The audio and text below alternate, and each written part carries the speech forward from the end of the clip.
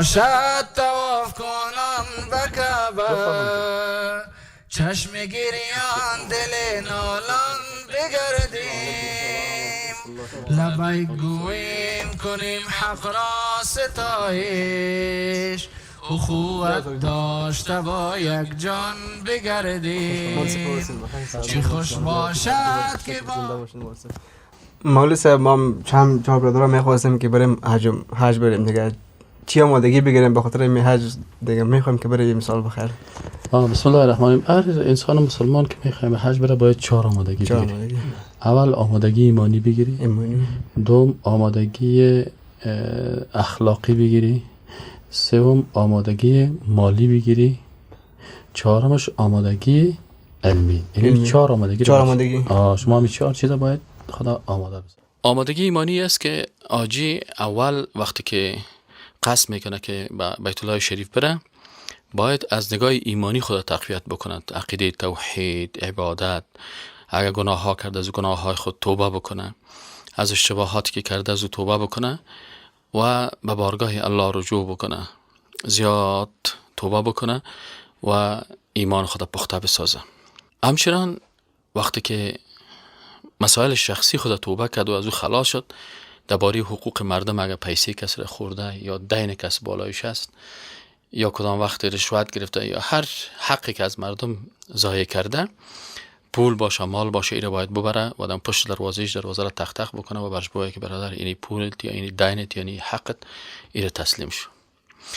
دیگه کاری که میکنه اگر برای یک کس اذیت رسانده، کدام وقتی که کس جنگ کرده، قال مقال کرده، آبروی کسی را ریختانده، ظلم بالای از او کرده، حقش خورده، بره در پشت خانهش دروازهش تق تق بکنه و از پیشش معذرت بخواه و برش بگه که من اشتباه کردم و غلطی کردم، تا ای که به خاطر ازی که در حج وقتی که انسان به شکل یک ظالم بره، الله باز کی از ظالم دعایش قبول میکنه، باید از اون معذرت و معافی بخواه که اگر رو ببخشش و کوشش بکنه که او را عفو بکنه. دل بدل کن، دل بدل کن، دل بدل کن، الهی دل بدل کن، دل بدل کن، الهی دل بدل کن، دل بدل کن، اگر چی پرگناه. دیگه کاری که آجی باید بکنه اون نیت خدا اصلاح کنه. مثلا وقتی که حج میره به نیت رقابت و یا که مردم مرا آجی بگویه یا که بچهای کاکای من میره، اینی مسائل در فکرش نباشه، بلکه نیت خدا چی کنه، اصلاح بسازه و به شکل به حج بره که فقط مخلصانه به خاطر رضایت الله بره. مزاحم نشم از خاطر مسئله حج. نام مام برآمده، نام برادر ما در قرعه‌کشی حج برآمده دیگه.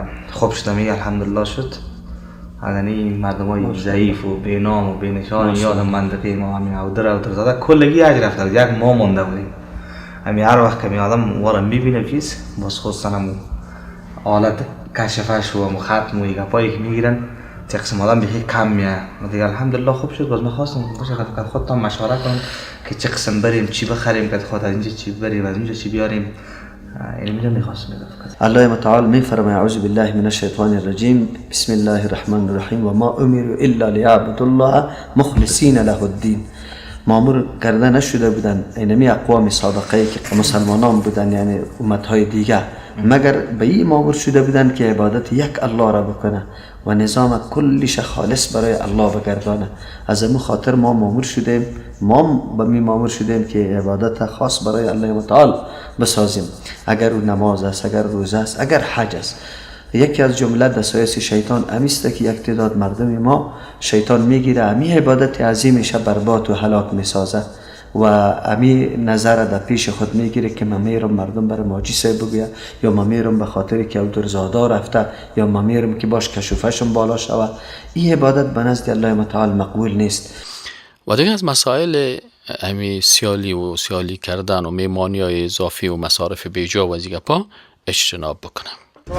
مثلا وقت داری که بریم یک چکر طرف کمپانی و نقاش یک دو ساله بگیریم و سبا دیگه سبا شو بخیر دوستا و خاله ایمشان همه و همه پول گیرن بخوایم یک میمونی هم دوستا را جمع کنیم به شکل خداحافظی و یک میمونی که ما حج میریم. و در خونمو مولوی صاحب خودت رفتی باز آمدی پس بر ما شروع کردی مولوی صاحب میگه که ریاکاری نکنیم. اینمی ریاکاری نیست چی هستن؟ حالا تو مردم همین کارا میکنن. حالا چگونه باز دادا از مردم آوردی؟ اما روز خود گفتی که مولوی صاحب رفتم پیش 6 تن بر ما به یک زبان گفت که مخلصین له الدین صحیح است که اخلاص بکنین. خودت آمدی همین آیت بر ما خواندی. خب وقتی که اخلاص برای الله هست حالا مردم چی پوشش میگرده که باز گوسفند بگیرم شطور بگیرم مچمیره بگیرم باز مردم خوشحال بشن. خب باز این ریا رو داخل کردی برادر. نه خب مسئله ریا نیست، حالا از مردم هم میرقم خوردیم این از مردم خوردیم از مردم. تو اگه حج به خاطر رضایت الله میکنی کم فقیر مسکین است 4 تا فقیر کمک کردی کاتش میری مثلا علاوه فلانی چیزا میگه تو کو گمش که برادر خیر ما را پیش میاره که تو دمی سفر تمام روز مردم بیخی از این پیش بگو یا الله دمی تو راضی میشی برو در یک 4 تا غریب کمک بکن. یعنی چیزا خیر تو ضرور نیست آدم بکنه. حالا خودت گفتی که اخلاص وقتی که بر الله میشه مردم چی میگن مردم خوش میشه خفه میشه. هدف من این است که آیا از نگاه شرعی ما مکلفیت داریم نداریم با دوستای خود همت یک میمونی یک گوساله یک خیراتی که پیش از حج امروز کردی والا پیش از حج یک میمونی هست باز بسیاری کسا حج رفتن نمیتونن. چرا حج نمیری؟ میگه والا من به خاطر از این نمیرم که میمونی کردن نمیتونم. من به خاطر از این که باز مثلا میمونا رو چطور کنم مصرف میمونی که از 4 چند حج میشه. نمیگم تو یک دونه گوساله رو چند میری میخری 35-40 هزار فراد برو اینا رو گوساله بخر. فهمیدی تو مثلا نمیره گرفتی دیگه روزی که دیگه حج رفتن نمیتونه. اینمی که تو اینمی ریاکاری رو میکنی حجت خراب میکنیم. برادر به خاطر رضایت الله میکنیم. دوستای ما که هست ان شاء الله الحمدلله کل کدام دوست ما از غریب از بیچاره است. اگه غریب بیچاره است کش کمک میگی برو خفه کرد یک بوجیار بگی یک فیبروغان بگی برش بده خلاص برو بسیار. امیر رسول اکرم صلی الله علیه و نگفته که امو 7 طایفه که مولوی صاحب گفت که 7 طایفه که زیر سایه عرش الله میباشن یکیش کی هستن؟ گفت یکیش کسی است که به دست راست خود صدقه میده دست چپش خبر نمیشه. خلاص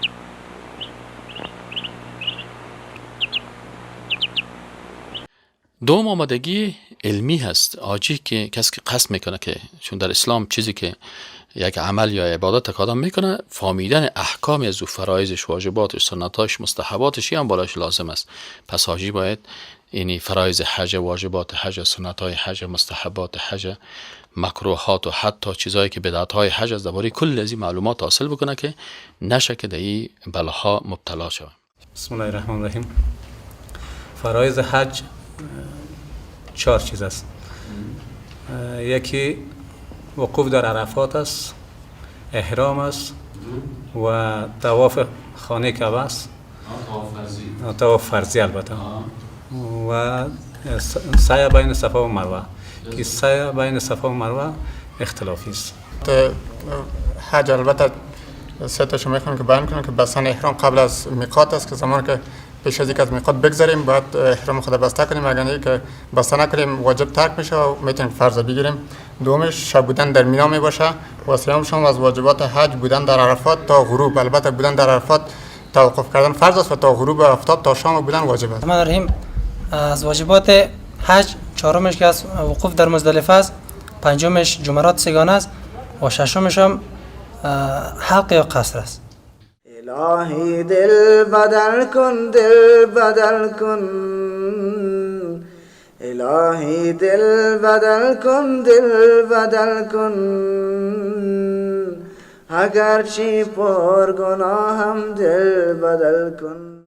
دیگه آمادگی مالی هست که هم مثلا مصارف فامیل خوده و داشته باشه و هم مصارفی که به حج میره که اونجا بار دوش دیگران نشه ایره داشته باشه و برای سودای خانه خود و اموالی که در خانه ضرورت میشه کل زیر خریداری بکنه و بیاره در خانه خود همه چیز داشته باشه.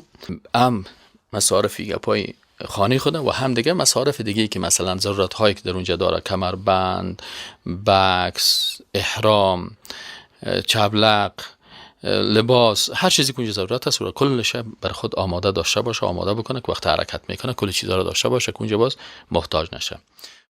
چی خوش باشد که با حاجیان بگردیم بگرد خانه رحمان بگردیم رویم با کعبت الله خانه حق و ذکر و طاعت قرآن بگردی. و چهارمیش آمادگی اخلاقی است که وقتی حاجی صاحب به حج میره فلا رفث ولا فسوق ولا جدال فی الحج ایره مراعات بکنه و مسائل اخلاقی را بسیار دقیق باشه.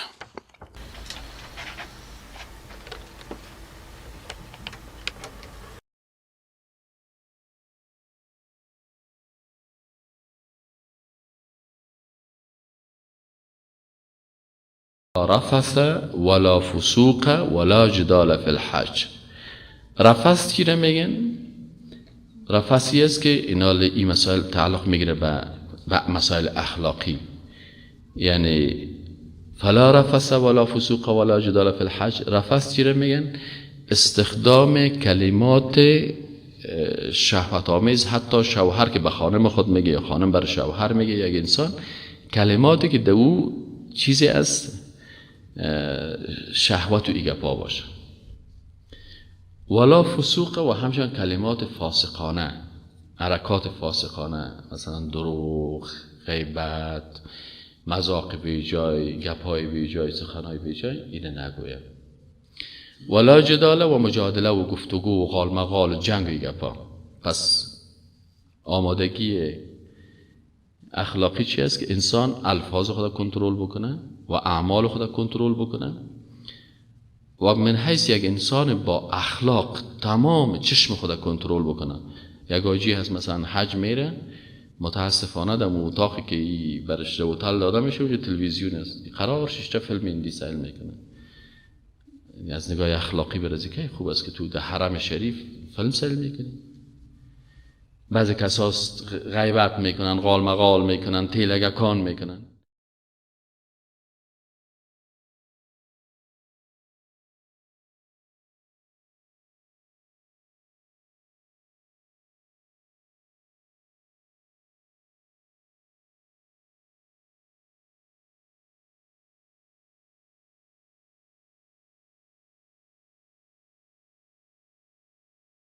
سلام علیکم استاد. و علیکم چیال دارین؟ خوب هستین؟ راستی استاد کدام تصمیم داشتی که بخیر کدام جای سفر داریم؟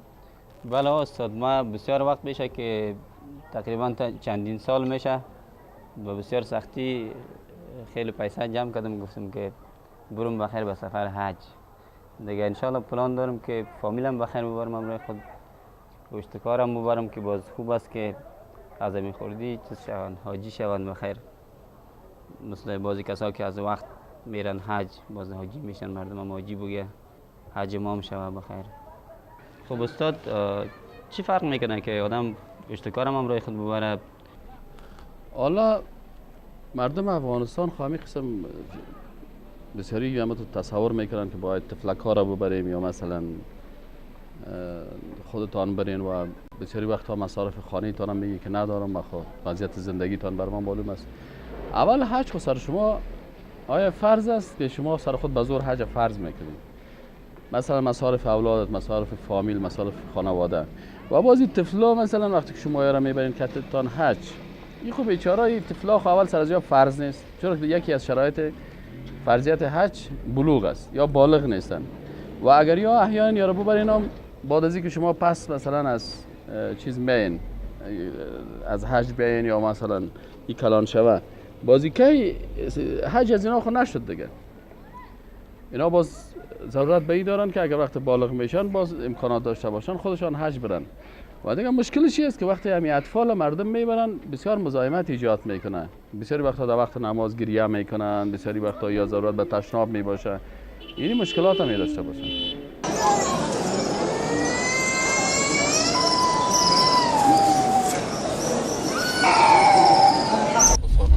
مثلا واجب اول ما شما گفتیم که امی احرام بستن در میقات یا قبل از میقات، یعنی که قبل از میقات باید چی باشه؟ احرام بسته باشه. صحیح است نه؟ یعنی احرام بستن قبل از میقاتی واجب است. بله. دوم واجبش که چی است؟ دوم واجب باقی ماندن یا شب تیر کردن در کجاست؟ در مینا. این دو شد نه؟ سوم واجبت که پیش میری تا غروب آفتاب روز عرفات در عرفات مانده. این سه شد نه؟ بله. وقوف در عرفات فرض است و تا شام ماندن واجب است. جزاک الله خیر. یعنی سه تا شد، سه شد نه؟ سه تا شد، چهار تا؟ چهار تا شد؟ بله. خب پنجمیش چی است؟ وقوف در مزدلفه است؟ بله. بله. این 5 تا شد نه؟ ششمیش جمرات است؟ جمرات است. صحیح است؟ دم سرا کوتی سنگ یک چی بود؟ دارلامان. خواست. صحیح شد؟ بله. ششمش جمرات شد؟ بله. هفتمش قرب. هفتمش چی است؟ هفتمش امی ذبح هدیه است. امی هدیه که ذبح میکنی. بله. این شد هفتم نه؟ بله. هشتمش حلق یا قصر سر است. بله. بله. و نهمیش هم طواف وداع است. یعنی 9 تا چی داریش؟ داریم واجب داریم. یاد گرفتی باز بگو. بله یاد گرفتم. استاد واجبات حج 9 هستند. اولش بستن احرام قبل از میقات این واجب است و دومش وقوف در عرفات تا به شام، اینی بودن در مینا تا شام، شب تر کردن در مینا این واجب است و دیگه وقوف در عرفات تا به شام اینی هم واجب است و چهارمیش در مزدلفه است. وقوف در مزدلفه است و پنجمش هم در مینا جمره زدن است. نه چی است؟ وقوف در چیز شد نه؟ وقوف در مزدلفه گفتم اینا خود جمره زدن است. جمره زدن جمرات سیگانه و بعد از او قربانی در قربانگاه رفتن است که ذبح هدیه است و دیگهش قصر یا کلی تکدو بگیرید کم کردن موی یا قصر یا کل کردن موی این است و دیگهش هم سعی بین صفا و مروه است و واجب در زحناف است. در زحناف و آخریش هم طواف وداع است. طواف وداع است. من وصیت میکنم که اگر در جریان سفر عجلم پورا شده باشد و وفات نمایم، مرا در همان جای دفن کنید که وفات نموده‌ام، زیرا رسول الله صلی الله علیه و سلم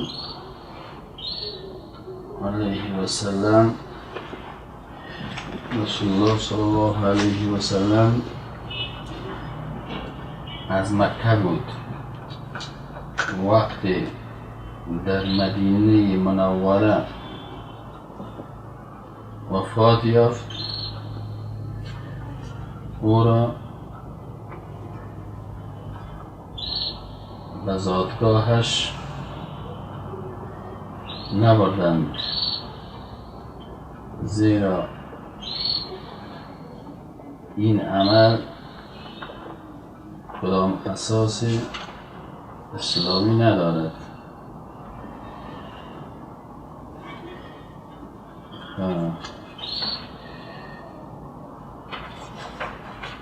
همچنان وصیت میکنم که مالهایم را که حق ورثه و یتیمان می شود مصارف بیجا نکنید. روز 2 3 و شب جمعگی و 40 اساس شرعی ندارند. برای من این کارها را نکنید. از حق ورثه به نام خیرات و زکات، به نام خیرات و اسقاط که حق یتیمان می شود به کسی ندهید. قبرم را سمنت و گنبد نسازید، زیرا مخالف ارشادات نبوی می باشد.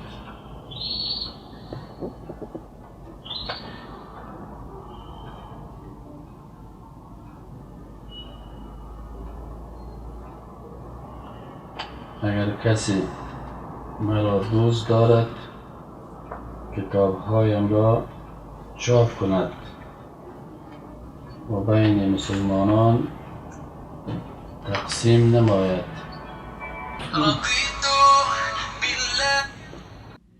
سلام علیکم. و علیکم السلام و رحمت الله.